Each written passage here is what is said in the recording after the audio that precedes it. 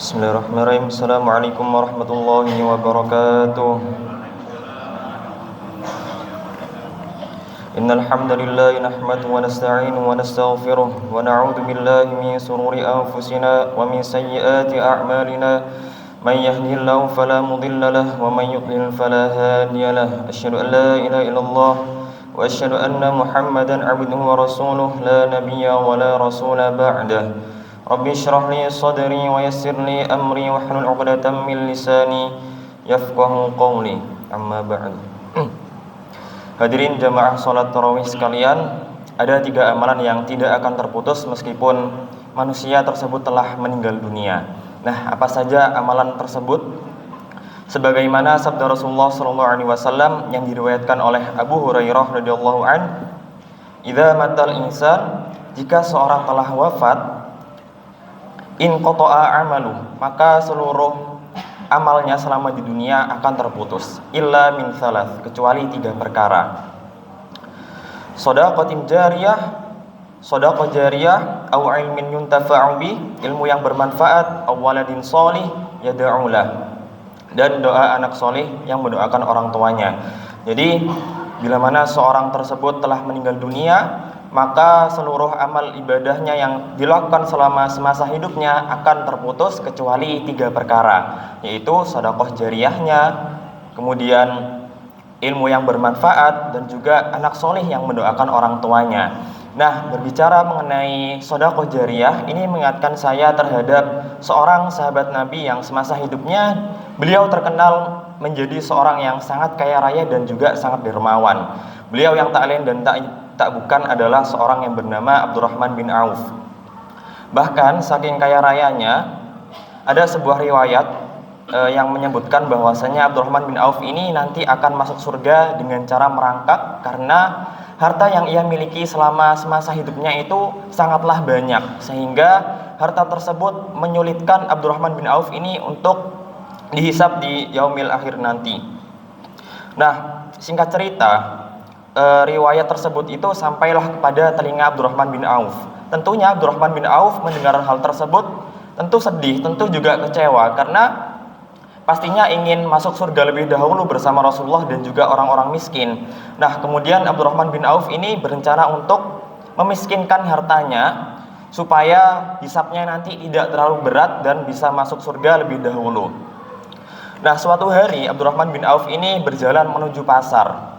Niatnya ya cuman berjalan kemudian membeli sesuatu, tetapi ketika berjalan itu Abdurrahman bin Auf melihat sebuah fenomena bahwasanya banyak seorang pedagang kurma itu yang menjual kurma busuk, intinya sampai tidak laku lah kurma tersebut. Nah, melihat hal tersebut tentunya Abdurrahman bin Auf melihat nih ada peluang. Oh, kayaknya bisa nih aku beli kurma-kurma tersebut, aku borong semua sampai hartaku habis, dan supaya nanti bisa meringankan hisabku. Tujuannya Abdurrahman bin Auf ingin memiskinkan hartanya dengan cara membantu membeli kurma busuk dari pedagang-pedagang kurma tersebut. Singkat cerita, dibelilah kurma-kurma tersebut sampai habis, dan ada yang menyebutkan bahwa sampai harta yang dimiliki Abdurrahman bin Auf sisa sedikit. Kemudian Abdurrahman bin Auf ini pun pulang dengan perasaan senang. Alhamdulillah, hartaku sudah berkurang banyak. Alhamdulillah, semoga dengan aku membelanjakan hartaku ini bisa meringankan hisabku di hari akhir nanti, dan aku bisa masuk surga lebih dahulu bersama Rasulullah dan juga orang-orang miskin. Nah, alih-alih rencananya ingin memiskinkan diri dengan cara bersedekah, tetapi rencananya ini justru berbalik. Di sebuah daerah, di sebuah negara sebelahnya itu sedang dilanda wabahnya itu cukup serius dan menjangkit semua masyarakat yang ada di situ beserta pemimpinnya. Nah, dokter terkemuka di negara tersebut itu berkata bahwasanya belum ada obat yang bisa menyembuhkan dari wabah itu. Salah satu atau satu-satunya penawar yang bisa mencegah supaya tidak terlalu parah itu dengan mengkonsumsi kurma busuk.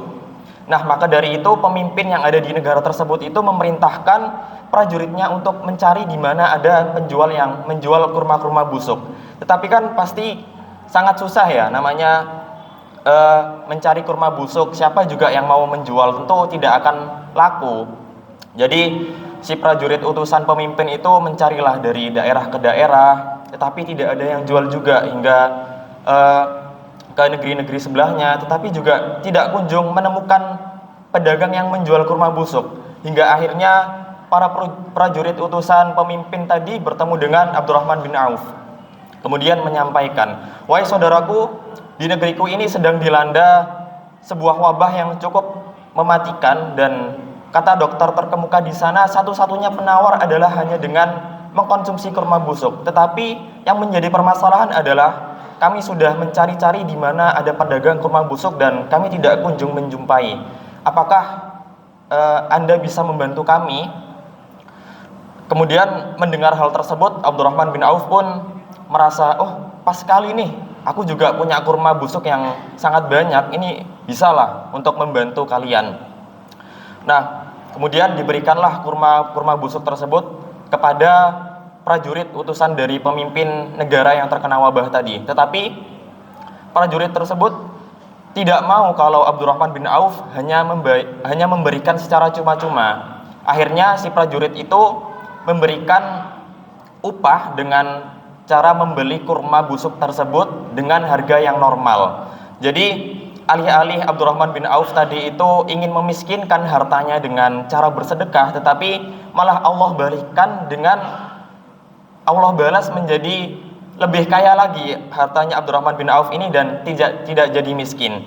Jadi dari sebuah kisah tersebut bisa kita ambil hikmah bahwasannya sedekah itu tentunya tidak akan membuat kita miskin, meskipun terkadang juga masih agak berat. Tetapi dalam sedekah itu tentunya Allah ingin membersihkan harta kita, Allah ingin juga mengangkat derajat kita, atau Allah ingin melipat gandakan harta yang kita sedekahkan tadi.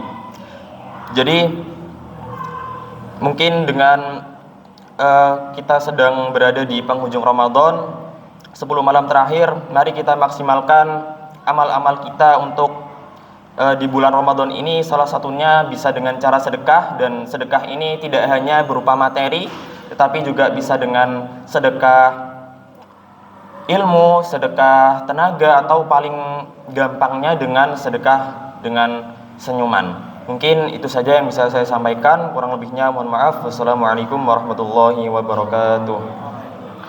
Salatu jami'ah.